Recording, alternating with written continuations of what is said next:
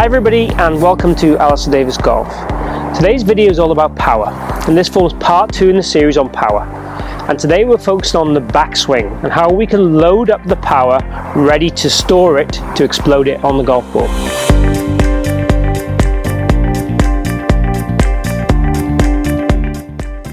So today's video I want to talk about really in the backswing, the length of the swing, the width of the swing, and kind of how we can cock our wrist to make sure we're storing up that power or loading up that power ready to explode into the golf ball. So in the backswing, what I'm looking for really is this wrist to cock or set appropriately to the top of the backswing. Whether it's early or late, I don't really mind, but the top of the backswing, I'd want to see the club probably 90-95% of the wrist cock to be achieved.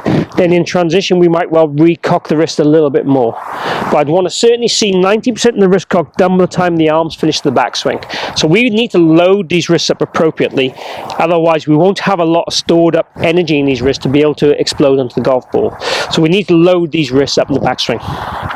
So one of the best things to help us feel this loading up the wrist backswing is kind of doing little swings where we kind of drag the club and flick it, as if I'm flicking some dirt away from the golf ball. This will give me the feeling of these wrists cocking on plane nice and early. Now I don't mind if it's early or late, but I definitely want to feel this kind of drill to allow us to feel this kind of flicking the dirt off the ground, to allow us to feel this kind of wrist action. Other ways to do it is just do a split grip and load it up and try and get this kind of L shape angle. And again, we want to leave some for the transition, so creating almost a 90-degree angle and then allowing it to increase a bit more in that transition area. In terms of width of swing, now the width of swing we have is kind of determined by our length of arms and club. So you'll see here I've got this kind of width, and if I maintain that width, that is the width I have. I can't get any wider than that. Obviously when I cock my wrists, my arm width stays the same, but I don't want to, I don't want to lose width by bending my arm at all. So if I lose width in the swing, that's going to lose me power. So I want to make sure this arm stays nice and comfortably straight to the top and maintain this radius. From a length of swing point of view, I like to see the swing kind of just short parallel with an iron. Obviously, if we swing it further, but we maintain control in our body, then that will gain us more speed in theory. But there is a point when we go so far that our body will start to shut down and we won't work very well. So for me, appropriate length for an iron would be just short parallel. For a driver, pretty much parallel.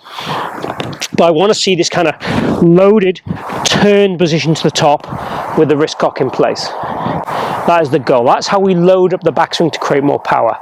Appropriate length, appropriate width, wrist cock in place, turning from the mid-spine and the body working a bit like a cog, so the legs and hips will work the amount I'm allowed to depending on my flexibility. So let's go ahead and hit a shot. I'm going to try and load up those wrists to the backswing appropriately.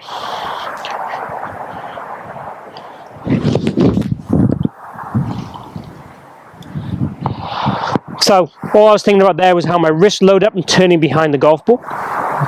So we've got the setup covered, we've got the backswing covered. The next video will be how we can transport this into the golf ball. So keep your eye out for video 3 in the series on power. Hope you've enjoyed the video. If you have, please click like down below. Please post any comments you have in the box, especially the videos you want me to cover in the future. And thanks for watching.